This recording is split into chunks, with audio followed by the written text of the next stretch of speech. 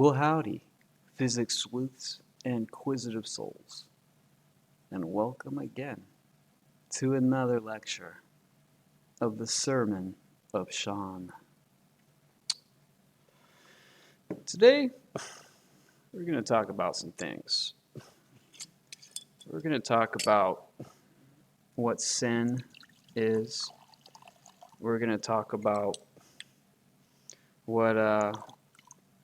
who the devil is, who Satan is, what demons are, all of it. What I have done for physics and explaining everything, figuring everything out on my own, and then explaining it to you freely. Now I'm going to do that for religion and God. And I got to say, so far, I think God approves. He has been so generous. I'm not sure if it's legit yet. I don't know. It's not like a vision that he gave me. But I do believe he gave me a nod. And I believe I now know who the two witnesses are for the end times. I know who they are.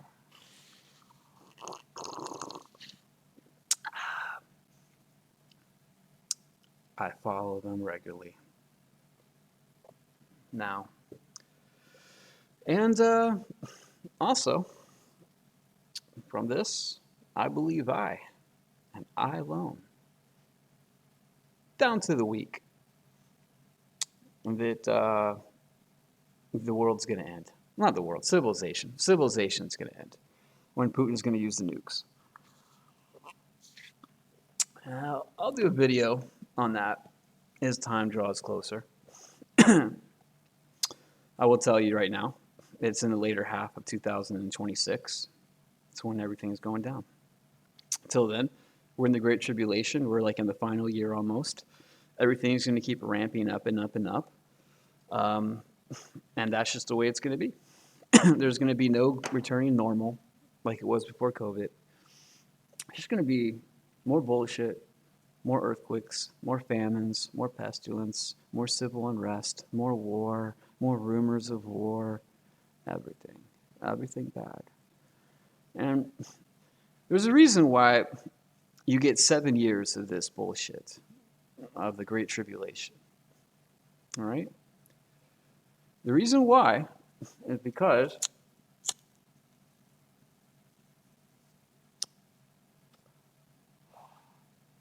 been a rough day. Smoking today. Be what it be.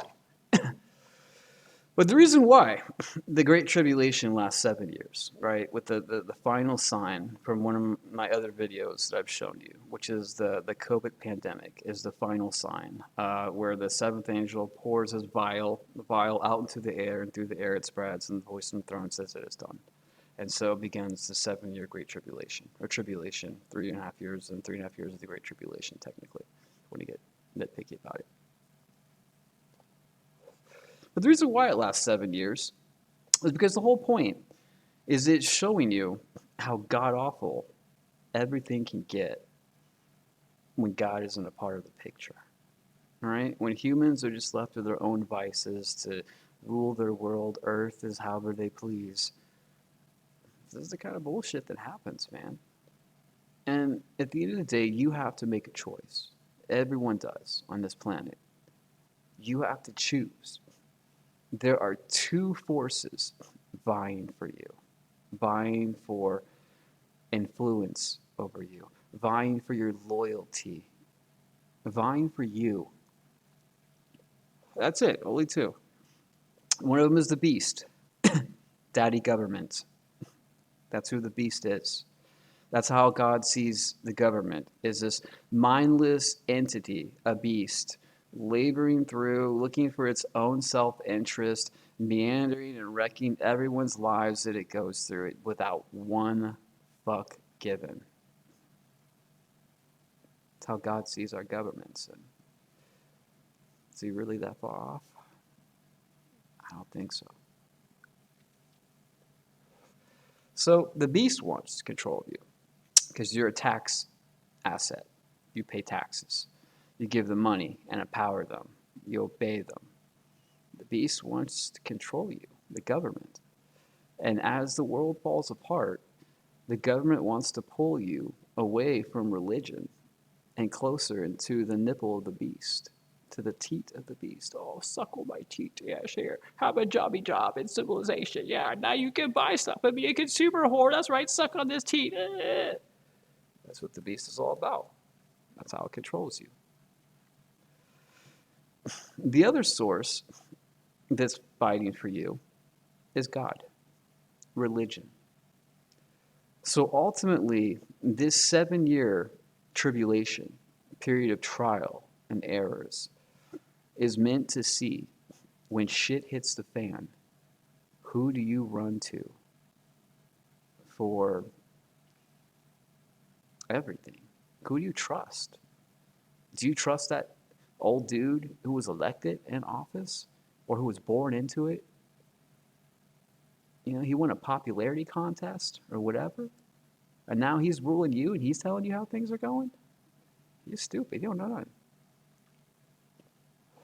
Or are you going to side with God, your creator, the one who made you, your entire species, your entire world that you live, all of your domesticated, animals, dude, like cattle and stuff, bro. Cattle would have never survived, man. Would have never survived, bro. God made that for us, and we domesticated it. It's and all the fruit, all these fruits all around the world, they're all edible to us, man.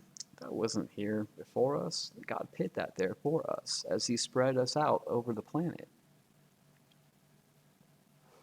He knows you, which is why He left a set of rules that you're supposed to live by in the Bible, so you don't hurt yourself and your soul, because you can do that.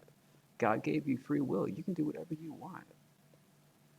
But free will does not mean that there's no consequences for those actions and behaviors that you do that you know are sinful and against God. And I guess this is a good transition into our first topic of sin. What is sin?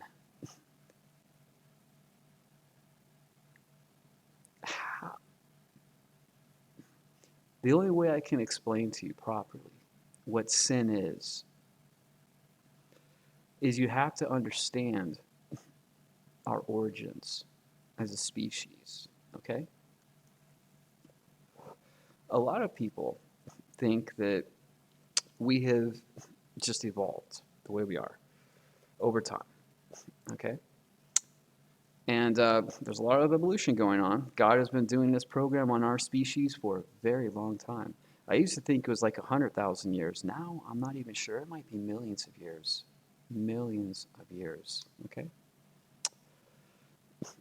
If I come here and show you, this is what ultimately evolution says. We just came from this thing, Australopithecus, right? About 4 million years ago, 2 million years ago, whatever it was, 2 to 4 million years ago. Okay? And we did come from this. This really is our ancestors. This really is right here, our heritage as humans 4 million years ago. But when God showed up, He saw these animals and He saw their potential, that if He were to splice His own DNA, His own image into these animals, we would come up with something that's different. It's not an animal of earth, exactly half, and it's not a god, exactly either, it's half of that. So for the first time, you have an animal that essentially has hyperintelligence, okay? Hyperintelligence like a god.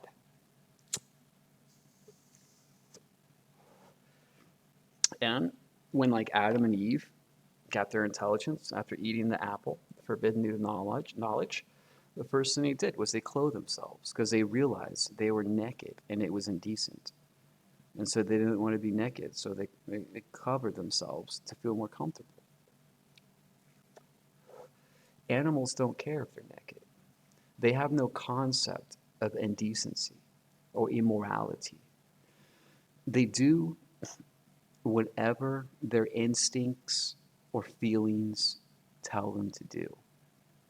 If a bear is hungry and he comes across you, he's going to eat you alive. Not even kill you, just eat you alive. And as you're screaming, as a bear is just like ripping you apart.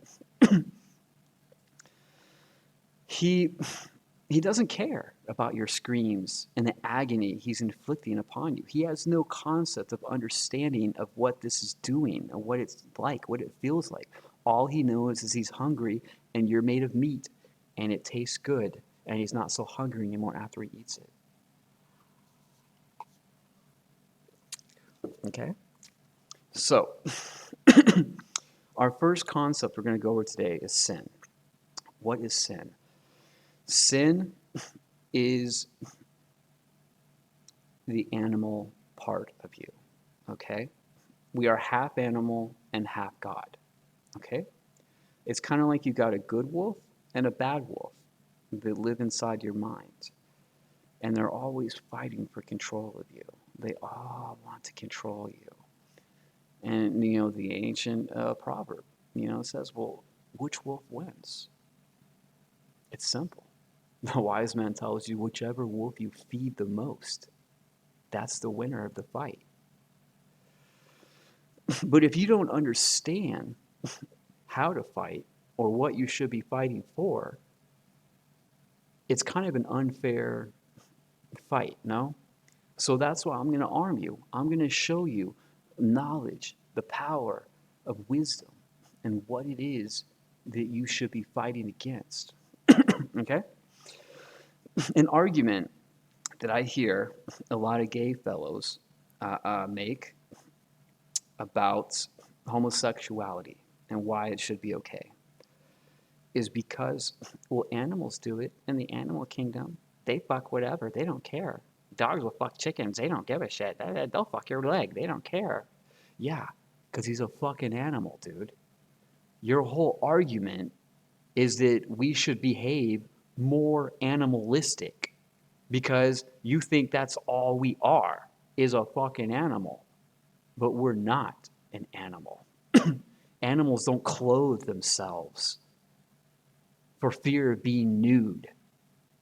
Animals don't feel bad as they're ripping you apart and murdering you for no other reason than they're just a little bit hungry, or maybe not even that. Okay? There's nothing honorable about being an animal. Okay? That is straight up. That's what you don't want to be, is animalistic behaviors. You are half God. And the God part of you is the hyper intelligent half that likes to calculate things and figure things out, that likes to do higher function things like charity and benevolence and help others for no other reason than you see they need the help. Okay? Animals just don't do this, man. I know there might be a few cases of like, well, elephants will help out. Yeah, but how much of that is just purely instinct, that's been driven into their DNA over tens of thousands of years of behavioral, evolution and being, murdered for the ones that didn't do this. It's hard to say how much intelligence any animal has. But we know this. Compared to us, they're just dumb fucking animals that don't know anything. You're half God. Lean into the godly half. So, sin. Sin is things like wanting to fornicate excessively, okay? Animals just want to fuck whenever they get a hard on. They want to fuck. They don't care what they fuck. They want to fuck. Animals steal, okay? So God doesn't want you to steal. Animals will steal food and they'll just run off with it. They're thieves. Okay? Now, animals can't communicate, so they don't really lie. But it should be obvious why lying is bad, because it shows that you don't care about the other person and them knowing the truth about whatever it is that's going on. It's like an animalistic behavior, okay? Murder. Murder is obviously an animalistic behavior. Every carnivore has to murder to eat. It's literally in their DNA to kill stuff.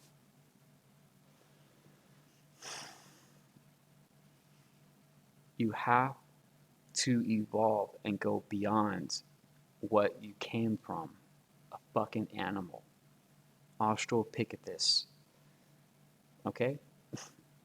Wallowing in its own feces, You think all this fur was clean? Hell no. There was like poop probably stuck, caked on this thing's fur, and it didn't care because it was an animal. It didn't understand how being dirty was not good, how it's not healthy. They don't understand. So, that's a good thing about sin, okay? In ancient Hebrew, the concept of sin is associated with the word hata, which translates to miss the mark or to fail. I'm going to take this one step further and say that this is missing the mark of being a godly being over an animalistic one.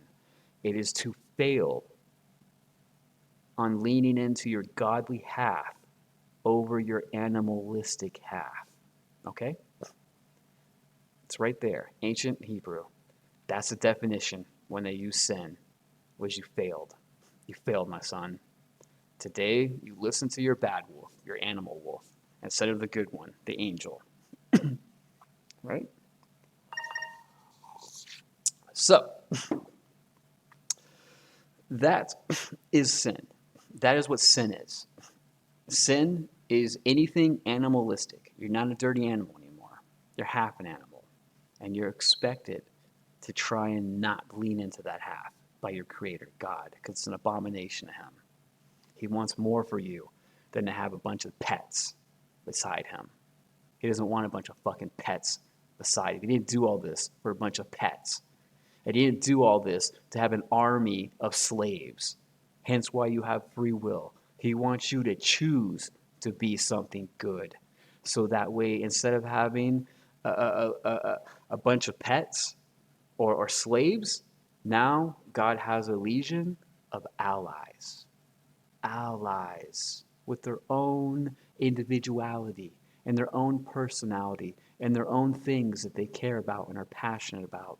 But at the end of the day, what unites us all is that we all lean into our godly half, the kind, generous half that God gave us. Okay? So, that's sin. Okay? Now, let's go into a demon. Okay? What is a demon in ancient Hebrew? A demon in ancient Hebrew is referred to as a shadim, singular shad, which are not necessarily evil entities in the modern Christian sense, but rather foreign gods not affiliated with the Jewish deity, either by spirits or demons. Let's see what it says here. Corresponds to that concept, not considered evil demigods, but the foreigners rather enslaved in the sense that they were not God. They appear twice in Psalms and Deuteronomy. In both instances, the text deals with child sacrifice and animal sacrifice. Although the word traditionally derived from the Hebrew, meaning acting with violence or laying waste. Okay? So, traditionally, the root of the word of a demon is something that acts with violence. Okay? It acts. Okay? Now, this is important because this ties into what is the devil. Okay? In ancient Hebrew, concept devil associated with the Satan, meaning the accuser, and whom Belial and worthless and nothingness. Okay? So the devil means worthless one, or someone that's worth nothing. Okay? Here we go. which later became personified as the devil. Christian, blah, blah, blah, blah, blah. Rule of the underworld is balis. Baal is a Hebrew word used to characterize wickedness or worthlessness. Okay.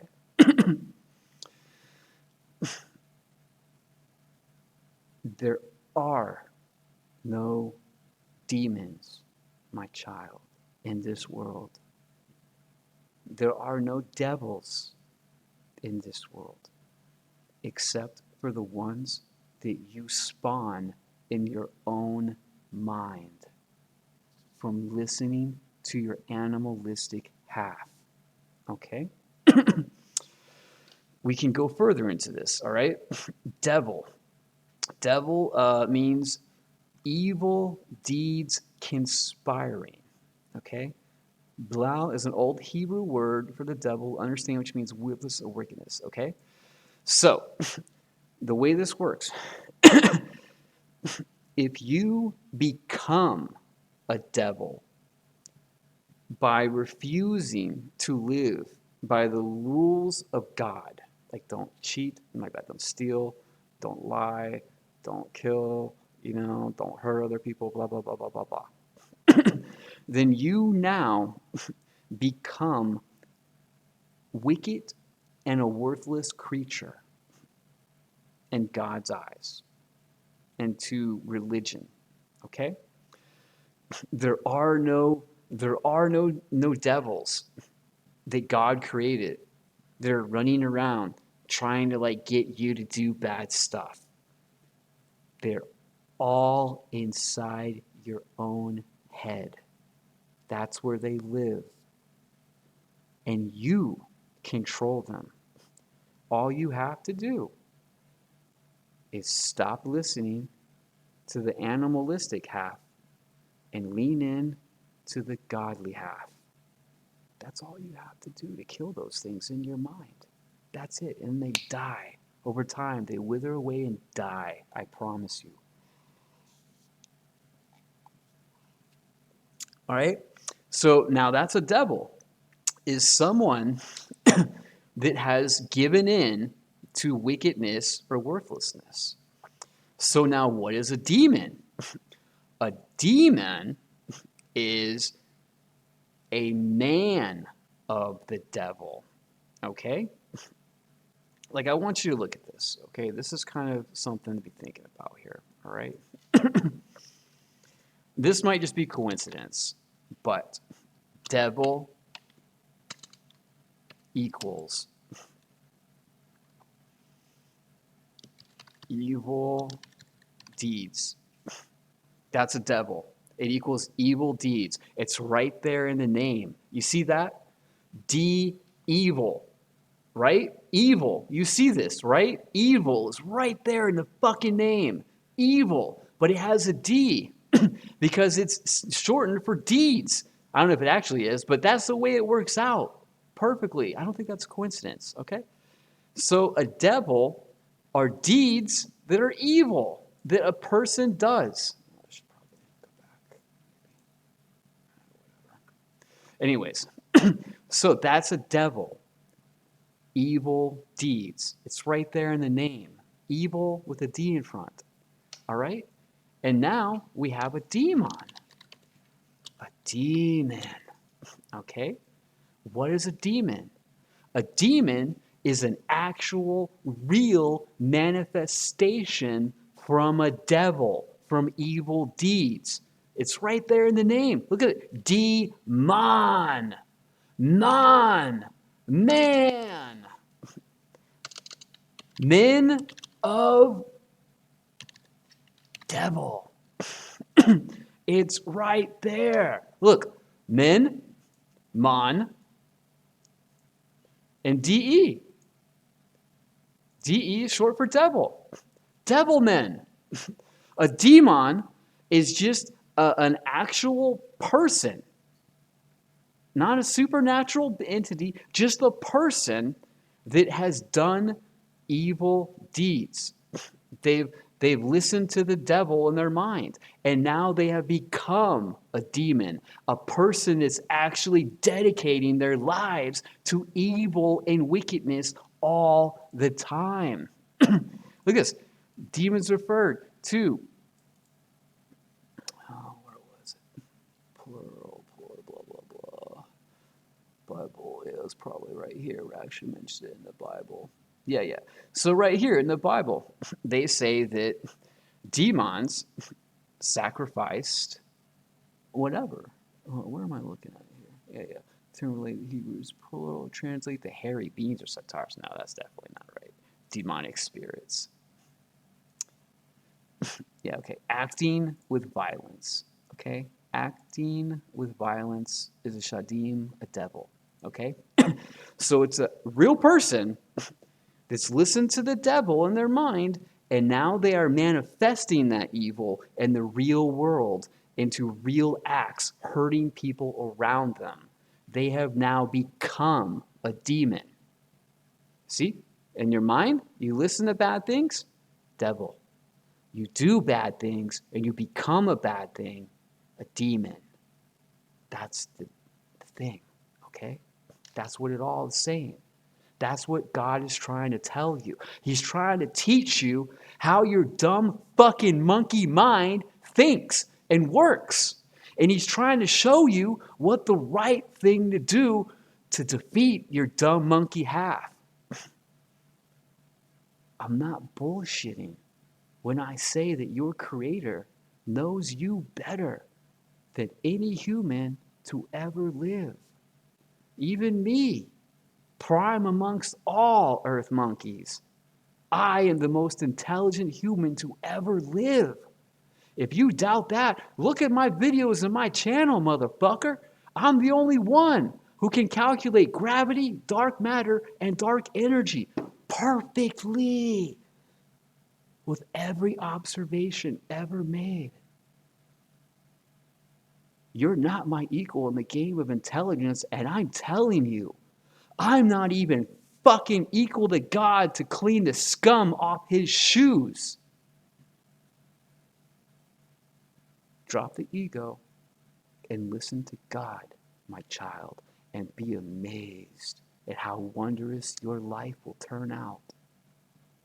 I promise. So, final thing is Satan.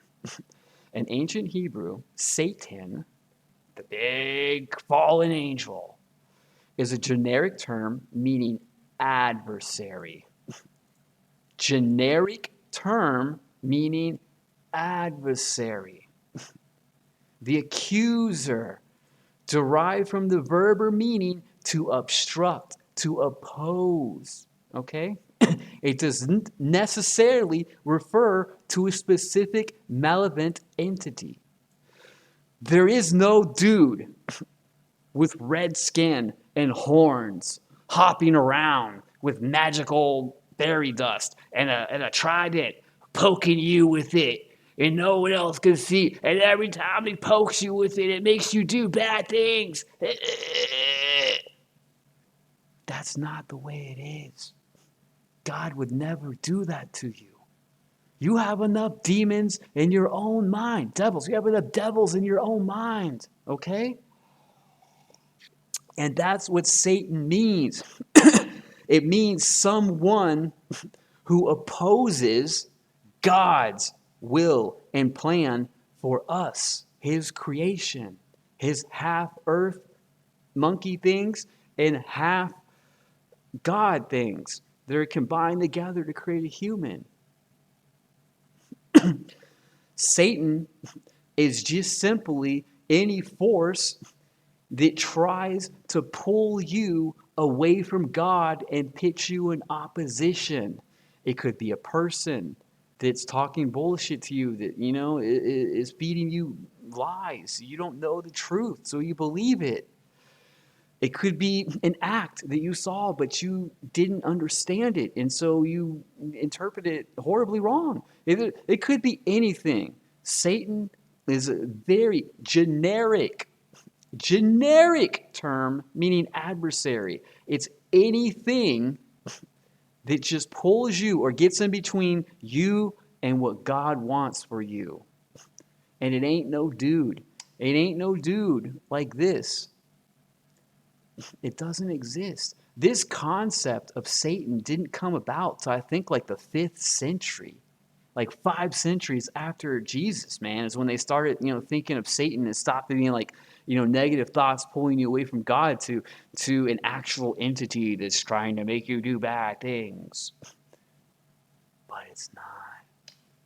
It's not. All right? Yeah. So that's basically the summation, okay? That's basically the rundown of how everything is put together, right? How the ancient terminology of ancient Hebrew would use to describe these words for specific acts, okay? And over the centuries, the term has been changed for what various reasons, from basically a state of mentalness and mental obstacles that overcome you, that you're meant to overcome, to some supernatural fallen angel. And I know in the Bible there's one reference to Satan where it says like he was God's, number one, and then he fell away. And so God had to kick him out of the Garden of Eden. This probably is a real story. But the Satan is not an actual angel. The Satan was us, God's creation, his favorite thing in the whole world. But we were just too fucking evil. And we refused to live by his rules because Satan was in the way.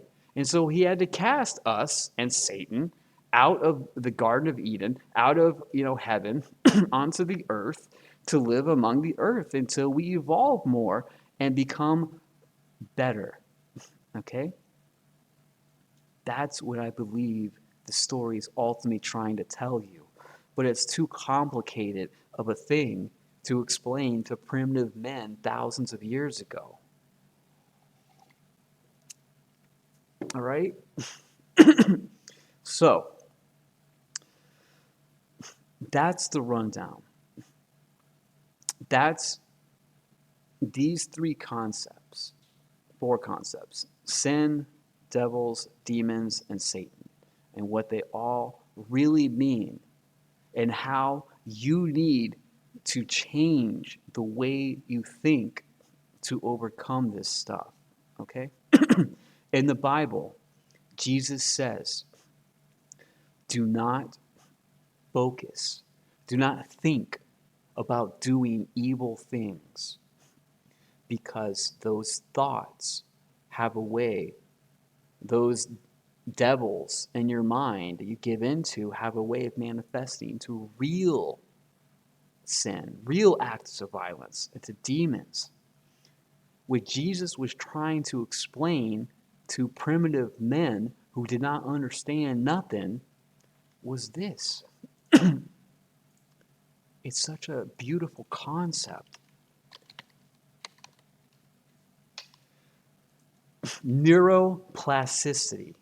Neuroplasticity is the fancy medical term used to describe your brain's ability to learn and adapt.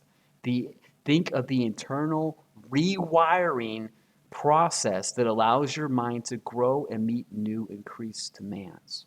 Okay? What Jesus was saying was the concept of neuroplasticity. He was saying, if all you think about all day long is how badly you want to have sex and get laid and have sex and get laid, and that's all you think about, your brain over time is going to rewire itself to accommodate those thoughts more easily. So now you're really going to think about them all the time because now your brain is wired to do this. And this process takes about 3 years. It's always going to keep wiring itself more and more and more, but the bulk of it to where you can say you officially reached a point, a plateau of neuroplasticity is after 3 years. If all you do is think for 3 years, every day, every moment that you can, about doing things like being gay or stealing money, being a bank robber, or lying, all this stuff, it's gonna come out. It's gonna happen because your brain is actually rewiring yourself to accommodate those thoughts easier and more efficiently. It's what your brain does. That's what Jesus was trying to teach you about yourself. But he couldn't explain it in a medical term because medical science didn't exist. And the flip side of that coin of neuroplasticity, and I can tell you firsthand, yes, it works. After I got injured, blown up in Iraq, and I got like brain damage, and I can't even like think, for like a year, dude. For like a year, I was just like I couldn't really focus. But I just kept thinking about the one thing that drove me on. The one question that was etched into my very soul. But what the fuck is gravity? And I just kept thinking about that all day, every day. And over time, my brain just started rewiring itself. And by 3 years after my accident, my brain had become the foremost leading expert on gravity. I alone conquered gravity and knew what it was, and no other soul on this planet ever did that. And I'm thinking because they didn't have the fortitude to think about it all day, every day for 3 years straight. Neuroplasticity made me a fucking grade A bona fide polymath. Because every day, all I do is read and watch nerdy videos about science and quantum mechanics and general relativity and everything. All day long, I never stop. I'm never satisfied. I can't get enough of it. And so my brain has rewired itself to accommodate that. And I've become the greatest mind in science ever. And I'm telling you, just as sure as I elevated myself through neuroplasticity, you can destroy yourself. Or you can elevate yourself too. Free will, baby. Free will. You can do whatever you want. All you have to do is not give up. And you will achieve your goals one day, I promise you. No matter how ridiculously high you aim. Anyways, I hope I've enlightened you today on a little bit of religion and God and this and that and that and this and blah, blah, blah. Until our next episode, I bid you adieu. Pontificate on what I've given you. This is very powerful knowledge, very powerful wisdom. You can use it to build a temple, or you can use it to build a bomb. Nothing is inherently evil or good except for us, humans, and God, because we're the only ones that understand the difference and the concept between good and evil. All right. I'll catch you on the flip side. Adios, muchachos. Like, subscribe, submit.